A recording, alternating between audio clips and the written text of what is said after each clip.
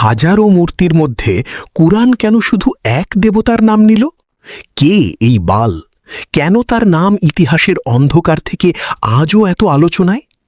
আমাদের নবীজি সাল্লাল্লাহু আলাইহি ওয়াসাল্লাম যখন মক্কায় ইসলাম প্রচার শুরু করলেন, তখন কাবার ভেতরেই কিন্তু ৩৬০টা মূর্তি ছিল। সে সময় আরবে অনেক বড় বড় আর নাম করা সব মূর্তির পূজা হতো। কিন্তু অবাক করার বিষয় কি জানেন? কুরআনে যখন শিরকের কথা বলা হলো, তখন চোখের সামনের এত পরিচিত মূর্তিদের নাম আল্লাহ নির্দিষ্ট করে নিলেন না, বরং হাজার মাইল দূরের আর হাজার বছর আগের একদম অচেনা একটা দেবতার কথা তুলে ধরলেন। কারণটা শুনলে আপনি অবাক হবেন। এই বাল কোনো সাধারণ পাথরের মূর্তি ছিল না। এটা ছিল মানুষের রিজিক নিয়ে শয়তানের পাতা ইতিহাসের সবচেয়ে ভয়ঙ্কর একটা ফাঁদ। একটু বৃষ্টির আশায়, একটু ভালো ফসলের আশায় এই মূর্তির সামনে মানুষ এমন এক জঘন্য কাজ করত, যা শুনলে যে কোনো মানুষের বুক কেঁপে উঠবে। তারা নিজেদেরই ফুটফুটে জীবন্ত সন্তানদের তুলে দিত জ্বলন্ত আগুনের মুখে। আজ আমরা জানব ইতিহাসের সেই চাপা পড়া ভয়ঙ্কর সত্যটা, যা আজও অনেকেই জানে না।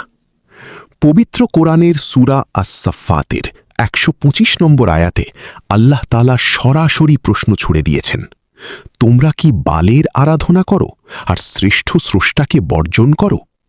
কোরআনের প্রতিটি আয়াতের পিছনে লুকিয়ে থাকে বিশাল এক ইতিহাস। আরবরা মূর্তি পূজা করত ঠিকই, কিন্তু তারা মূর্তিদের মানত আল্লাহর কাছে পৌঁছানোর মাধ্যম হিসাবে। তারা ভাবত এই মূর্তিগুলো আল্লাহর কাছে তাদের জন্য সুপারিশ করবে। কিন্তু এই বাল দেবতার বিষয়টা ছিল একদম আলাদা। মানুষ মনে করত আল্লাহ নয়, বরং এই বালই সরাসরি তাদের বাঁচিয়ে রাখে, তাদের খাবার দেয়, জমিনে বৃষ্টি দেয়। শয়তান যখন মানুষের রিজকে বা খাবারে হানা দেয়, মানুষ তখন সবচেয়ে বেশি ভয় পায় আর বিভ্রান্ত হয়। আর ঠিক এই কারণেই আল্লাহ তাআলা সরাসরি এই মিথ্যা প্রভুর নাম ধরে মানবজাতিকে চ্যালেঞ্জ করেছেন। এই পুরো রহস্য বুঝতে হলে আমাদের ফিরে যেতে হবে আজ থেকে প্রায় ৩০০০ বছর আগে। অঞ্চলটার নাম ছিল প্রাচীন কানান বা শাম অঞ্চল, যা আজকের সিরিয়া, লেবানন ও ফিলিস্তিন। সেই সময়ের মানুষ ছিল পুরোপুরি কৃষির ওপর নির্ভরশীল। তাদের বেঁচে থাকা, খাবার, গবাদি পশুর জীবন সবকিছুই নির্ভর করত আকাশ থেকে পড়া বৃষ্টির ওপর। বৃষ্টি হলে ফসল হবে, মানুষ বাঁচবে, আর বৃষ্টি না হলে নেমে আসবে চরম খরা আর দুর্ভিক্ষ। মানুষের মনের এই যে দুর্বলতা, না খেয়ে মারা যাওয়ার এই যে ভয়, ঠিক এই জায়গাতেই আঘাত করল ইবলিস শয়তান। সে মানুষের মনে ধীরে ধীরে একটা ধারণা ঢুকিয়ে দিল যে আকাশের মেঘের আড়ালে এমন কোনো এক মহাশক্তি লুকিয়ে আছে, যেই বৃষ্টিকে নিয়ন্ত্রণ করে। আর এভাবেই জন্ম নিল প্রাচীন পৃথিবীর সবচেয়ে প্রতাপশালী মিথ, বাল দেবতা। প্রাচীন সেমেটিক ভাষায় বাল শব্দের অর্থ হল মালিক বা প্রভু। মানুষ বিশ্বাস করতে শুরু করল যে বাল হল আকাশের দেবতা। তাকে তারা উপাধি দিল মেঘের আরোহী। তাদের ধারণা ছিল আকাশে যখন মেঘ ডাকে, সেটা আসলে বালের গর্জনের আওয়াজ। বাল যখন খুশি হয়, তখনই জমিনে বৃষ্টি নামে। মানুষ তাদের নিজেদের হাতে বালের এক বিশাল মূর্তি তৈরি করল। মূর্তিটির মাথায় ছিল ষাঁড়ের শিং, যা অসীম ক্ষমতার প্রতীক। মানুষ এক আল্লাহকে ভুলে গিয়ে নিজেদের হাতে বানানো পাথরের কাছে বৃষ্টি চাইতে শুরু করল। কিন্তু বাল পূজা শুধু ফুল আর ফল দেওয়ার মধ্যে সীমাবদ্ধ ছিল না। শয়তান মানুষকে কতটা নিচে নামাতে পারে, বাল পূজা তার সবচেয়ে বড় প্রমাণ। যখনই রাজ্যে বৃষ্টি বন্ধ হয়ে যেত, খরা দেখা দিত, তখন বালের পুরোহিতরা এক ভয়ঙ্কর ঘোষণা দিত। তারা বলতো, বাল দেবতা রেগে আছেন, তাকে শান্ত করতে হবে, আর তিনি সবচেয়ে প্রিয় বস্তুর রক্ত চান। আপনারা শুনলে শিউরে উঠবেন। সেই অন্ধকারের যুগে মানুষ নিজেদের হাসি খুশি নিষ্পাপ সন্তানদের জীবন্ত তুলে দিত বালের মূর্তির সামনে। বিশাল এক তামার মূর্তির ভেতরে দাউ দাউ করে আগুন জ্বালানো হতো। সেই আগুনের লেলিহান শিখায় তারা তাদের আদরের সন্তানদের নিক্ষেপ করত। যখন আগুনের তাপে শিশুরা চিৎকার করে কাঁদত, তখন চারদিকে বিকট শব্দে ড্রাম আর শিঙ্গা বাজানো হতো, যাতে শিশুদের সেই কান্নার আওয়াজ তাদের বাবা মায়ের কানে না পৌঁছায়। একবার ভাবতে পারেন, মানুষ কেবল একটু বৃষ্টির আশায়, একটু ফসলের আশায় নিজেদের চোখের সামনে নিজেদের সন্তানদের পুড়িয়ে মারত। শয়তান তাদের চোখে এই পৈশাচিক কাজটিকে পুণ্য বা পবিত্র কাজ হিসেবে সাজিয়ে দিয়েছিল। এই জঘন্য বাল পূজার ব্যাধি শুধু কেনানাইটদের মাঝেই আটকে থাকেনি, এটি একসময় প্রবেশ করল বনি ইসরায়েলের মাঝেও। সময়টা ছিল রাজা আহাবের রাজত্বকাল। আহাব বিয়ে করেছিল ইজেবেল নামের এক বিদেশি রাজকন্যাকে। রানী ইজেবেল ছিল এই বাল পূজার ভীষণ কট্টর সমর্থক। রানী ইজেবেলের প্রভাবে পুরো ইসরায়েলে বালের শত শত মন্দির গড়ে উঠল। বালের সেবার জন্য নিয়োগ দেওয়া হলো হাজার হাজার পুরোহিত। যারা এক আল্লাহর ইবাদত করত তাদের খুঁজে বের করে নির্মমভাবে হত্যা করা হলো। আল্লাহর ঘরগুলো ভেঙে গুঁড়িয়ে দেওয়া হলো। পুরো একটা জাতি এক আল্লাহর ইবাদত ছেড়ে দিয়ে বালির পায়ে মাথা নত করল। ঠিক এমন এক দমবন্ধ করা পরিবেশে, যেখানে সত্য কথা বলার অর্থই হল মৃত্যুদণ্ড, সেখানে আল্লাহের আদেশে এসে দাঁড়ালেন এক মহান নবী, হজরত ইলিয়াস আলাইহিসসালাম। তিনি সোজা রাজপ্রাসাদে গিয়ে সেই পথভ্রষ্ট রাজা এবং সমাজের সামনে দাঁড়ালেন। তার হাতে কোনো সৈন্য বা অস্ত্র ছিল না, ছিল কেবল সত্যের আলো। তিনি তাদের চোখের দিকে তাকিয়ে এমন একটি কথা বললেন যা পবিত্র কুরআনের সূরা আস-সাফফাতে চিরকালের জন্য রেকর্ড হয়ে আছে। তিনি বললেন, তোমরা কি আল্লাহকে ভয় করো না? তোমরা কি বালকে ডাকো আর পরিত্যাগ করো শ্রেষ্ঠ স্রষ্টাকে, যিনি আল্লাহ তোমাদের রব এবং তোমাদের পূর্বপুরুষদেরও রব? ইলিয়াস আলাইহিসসালাম খুব সহজভাবে তাদের বিবেকে আঘাত করলেন। তিনি বোঝাতে চাইলেন, তোমরা এমন একজনকে বৃষ্টির মালিক ভাবছ যে নিজেই একটা পাথর, যে নিজে নড়তেও পারে না। আর যিনি আসমান জমিন বানিয়েছেন, যিনি তোমাদের রিজিক দেন, সেই আল্লাহকে তোমরা ভুলে গেছ। কিন্তু ইলিয়াস আলাইহিসসালামের এই যৌক্তিক কথাগুলো শুনে সেই সমাজ উল্টো হাসাহাসি করল। রানী ইজেবেল নবীকে হত্যার ষড়যন্ত্র করল। তারা অহংকার করে বলল, বালই আমাদের দেবতা, সেই সবকিছুর মালিক, তোমার কথা আমরা কেন শুনব? তখন ইলিয়াস আলাইহিসসালাম আল্লাহর হুকুমে এক ভয়ঙ্কর ঘোষণা দিলেন। তিনি বললেন, আমার রবের কসম, আমার মুখের কথা ছাড়া আগামী কয়েক বছর এই জমিনে এক ফোঁটা বৃষ্টিও পড়বে না, এমনকি শিশিরও পড়বে না। তোমাদের বাল দেবতা যদি সত্য হয় তবে তাকে বলো বৃষ্টি নামাতে। শুরু হলো ইতিহাসের অন্যতম ভয়াবহ এক খরা। টানা 3.5 বছর আকাশ থেকে যেন আগুন ঝরতে লাগল, কিন্তু এক ফোঁটা বৃষ্টি পড়ল না। মাঠের ফসল পুড়ে ছাই হয়ে গেল। যে বালকে তারা বৃষ্টির দেবতা মনে করত, সেই বাল তাদের এক ফোঁটা পানিও দিতে পারল না। টানা 3.5 বছর আকাশে মেঘের একটা ছোট টুকরোও নেই। যে জমিন একসময় আঙুর আর জলপাইয়ের বাগানে ভরপুর ছিল, তা এখন আক্ষরিক অর্থেই একটা মৃত্যুপুরীতে পরিণত হয়েছে। একটু ভেবে দেখুন তো অবস্থাটা। বালকে তারা মানত বৃষ্টির দেবতা হিসেবে। রানীর নির্দেশে পুরো রাজ্যে বালের নামে শত শত মন্দির বানানো হয়েছিল। দিন রাত সেখানে পূজা চলছিল। কিন্তু এই দীর্ঘ 3.5 বছরে তাদের সেই মেঘের আরোহী বাল দেবতা এক ফোঁটা পানিও আকাশ থেকে নামাতে পারল না। মাঠের ফসল তো দূরের কথা, মানুষের খাওয়ার পানিটুকুও শেষ হয়ে গেল। রাজা আহাব আর তার পাপিষ্ঠ স্ত্রী রানী ইজেবেল রাগে অন্ধ হয়ে গেল। তারা পুরো দেশ তন্ন তন্ন করে খুঁজতে লাগল হজরত ইলিয়াস আলাইহিসসালামকে। তাদের ধারণা ছিল এই ইলিয়াসের অভিশাপেই তাদের দেবতার এই অপমান হচ্ছে, রাজ্যে এই খরা নেমেছে। কিন্তু আল্লাহ তার নবীকে খুব নিরাপদে লুকিয়ে রেখেছিলেন। যখন খরার চরম পর্যায়ে মানুষ আর পশু পাখি তৃষ্ণায় ধুঁকে ধুঁকে মরছে, তখন আল্লাহর হুকুম এলো। আল্লাহ ইলিয়াস আলাইহিসসালামকে বললেন, যাও, এবার রাজা আহাবের সামনে গিয়ে দাঁড়াও, আমি এই জমিনে আবার বৃষ্টি দেব। ইলিয়াস আলাইহিসসালাম ফিরে এলেন রাজার সামনে। বুক টান করে দাঁড়িয়ে বললেন, তুমি আর তোমার পরিবার এক আল্লাহকে ভুলে গিয়ে বালের পূজা করে পুরো জাতিকে ধ্বংসের মুখে ঠেলে দিয়েছ। আজ ফয়সালা হবে। তিনি বললেন, পুরো ইসরায়েলবাসীকে আর বালের 450 জন পুরোহিতকে মাউন্ট কার্মেল পাহাড়ের চূড়ায় জড়ো করো। আজ প্রমাণ হয়ে যাবে কার ঈশ্বর সত্য। মাউন্ট কার্মেল, এই পাহাড়টা এমনিতেই ঐতিহাসিক। তখনকার ক্যানানাইটরা বিশ্বাস করত এই পাহাড়টা নাকি খোদ বাল দেবতার নিজের জায়গা। ইলিয়াস আলাইহিসসালাম ইচ্ছে করেই এই পাহাড়টাকে বেছে নিয়েছিলেন, যেন বালের নিজের জায়গায় দাঁড়িয়েই বালের অহংকার চিরতরে ভেঙে দেওয়া যায়। সেদিন পাহাড়ের চূড়ায় এক অদ্ভুত দৃশ্য তৈরি হল। একদিকে রাজার পাহারায় বালের 450 জন অহংকারী পুরোহিত, তাদের পরনের রাজকীয় পোশাক, আর তাদের পিছনে হাজার হাজার সাধারণ মানুষ যারা এতদিন বালের পূজা করে এসেছে। আর অন্যদিকে একদম একা দাঁড়িয়ে আছেন আল্লাহর এক মহান নবী হযরত ইলিয়াস আলাইহিসসালাম। তার সাথে কোনো সৈন্য নেই, কোনো পুরোহিত নেই, কেউ নেই। শুধু তার বুকে আছে আসমান ও জমিনের মালিক মহান আল্লাহর উপর পাহাড় সমবিশ্বাস। ইলিয়াস আলাইহিসসালাম সেই হাজার হাজার পথভ্রষ্ট মানুষের সামনে গিয়ে দাঁড়ালেন। তার গলার আওয়াজ পাহাড়ের চারদিকে প্রতিধ্বনিত হতে লাগল।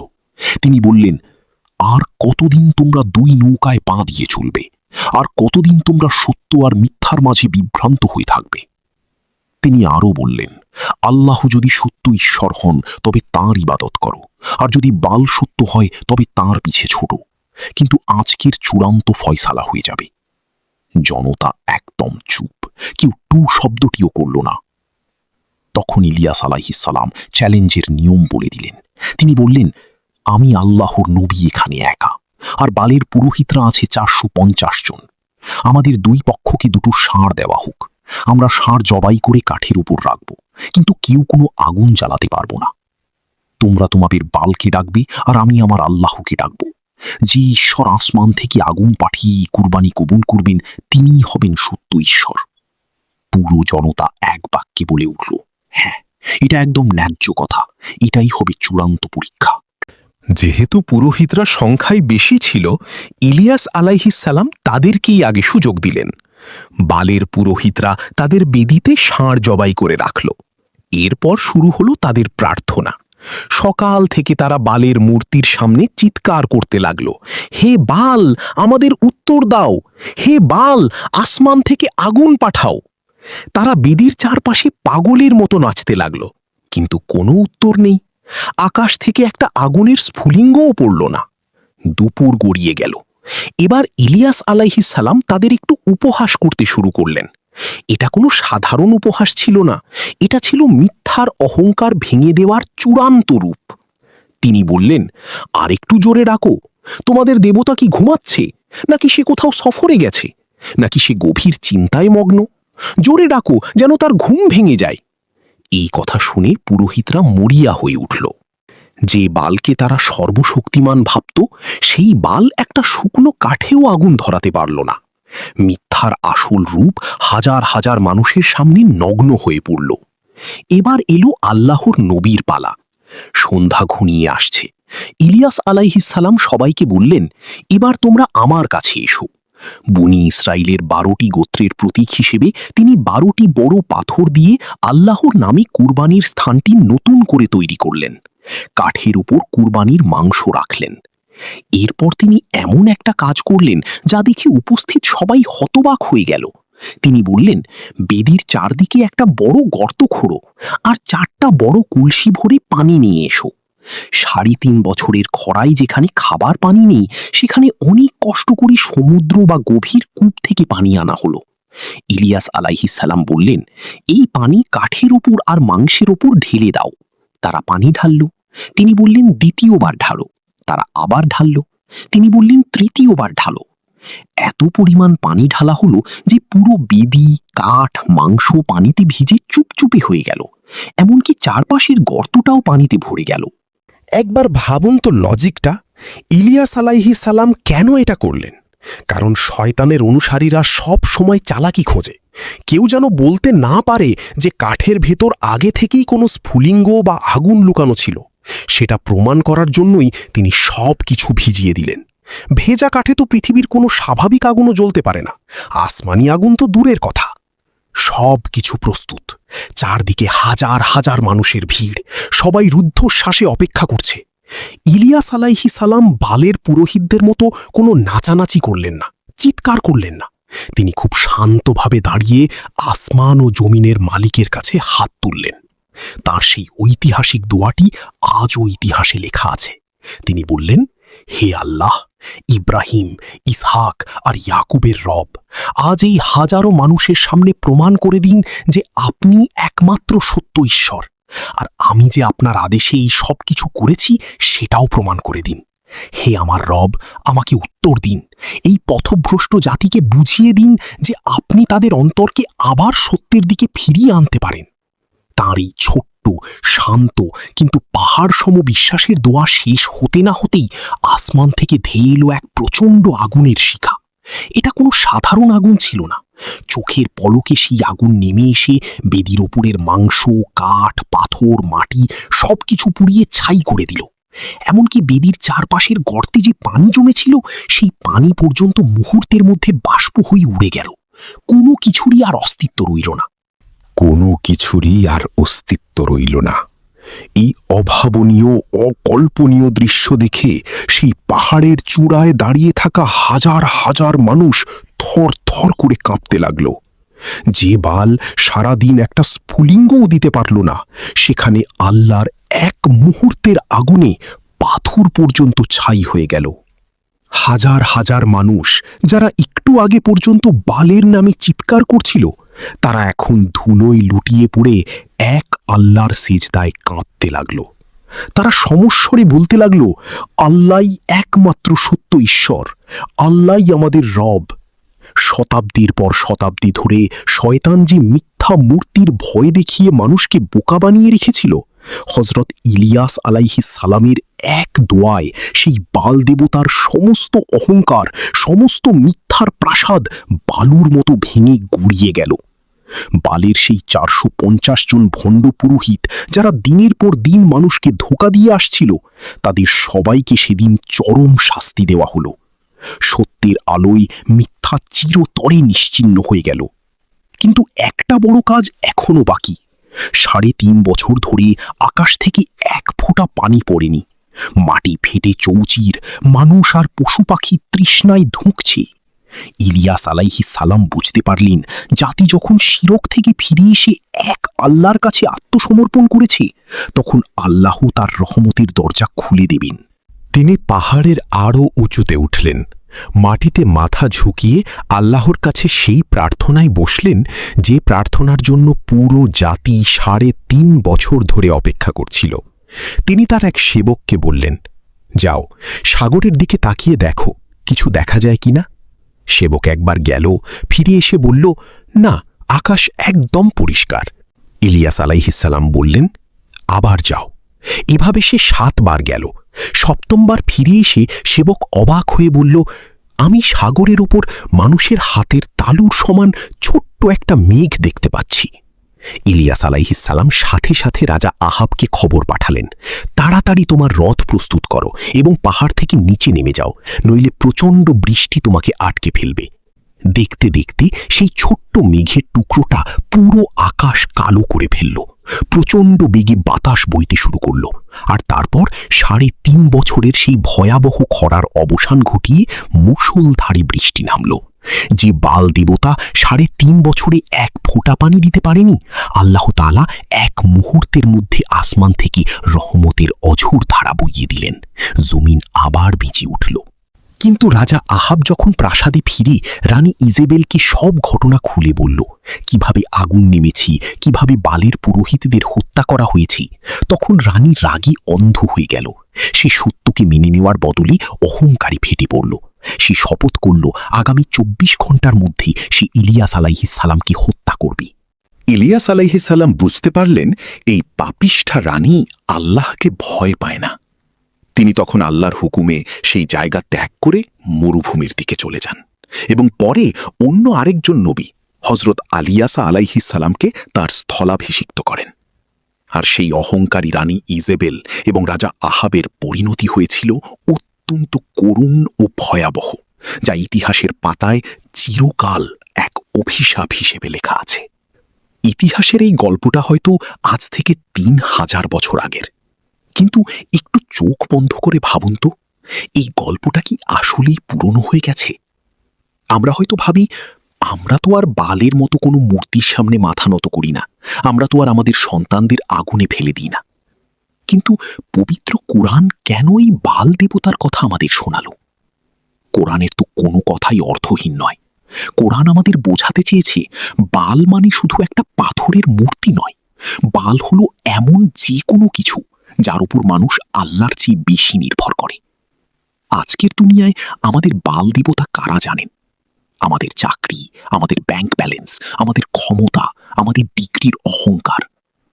আমরা কি আজ একটু বেশি টাকা কামানোর জন্য, একটু প্রমোশনের জন্য, একটু দুনিয়াবি সফলতার জন্য আল্লাহর হুকুমগুলোকে হাসি মুখে কোরবানি দিচ্ছি না? আমরা ভাবছি আমার এই চাকরিটা না থাকলে হয়তো আমি না খেয়ে মারা যাব, আমার এই ঘুষের টাকাটা না আসলে হয়তো আমার সংসার চলবে না। আমরাও তো সেই প্রাচীন ক্যানানাইটদের মতোই রিজিকের ভয়ে আল্লাহর উপর বিশ্বাস হারিয়ে ফেলছি।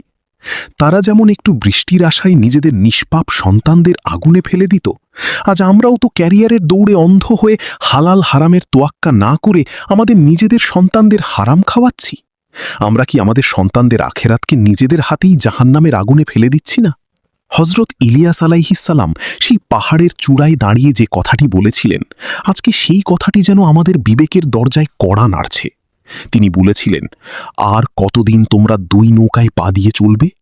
আর কতদিন আমরা মুখে বলবো আল্লাহ রিজিক দাতা, কিন্তু অন্তরে বিশ্বাস করব যে বস খুশি না হলে আমার চাকরি চলে যাবে? আর কতদিন আমরা আসমান ও জমিনের মালিককে ভুলে গিয়ে এই দুনিয়ার মায়াবী মূর্তির পেছনে ছুটে বেড়াবো? আসুন না, আমরা সবাই মিলে একবার আমাদের অন্তরের দিকে তাকাই, আমাদের মনের ভেতরে লুকিয়ে থাকা সমস্ত বাল দেবতাকে, সমস্ত মিথ্যা অহংকারকে মাউন্ট কার্মেলের সেই আগুনের মতো ছাই করে দিই। ফিরে আসি সেই মহান রবের দিকে, যিনি ৩.৫ বছরের খরার জমিনেও এক মুহূর্তে রহমতের বৃষ্টি নামাতে পারেন। ইয়া আল্লাহ, আমাদের অন্তরকে তুমি শিরকের সমস্ত অন্ধকার থেকে পবিত্র করো, আমাদের ঈমানকে তুমি কার্মেল পাহাড়ের সেই চূড়ার মতো মজবুত করে দাও।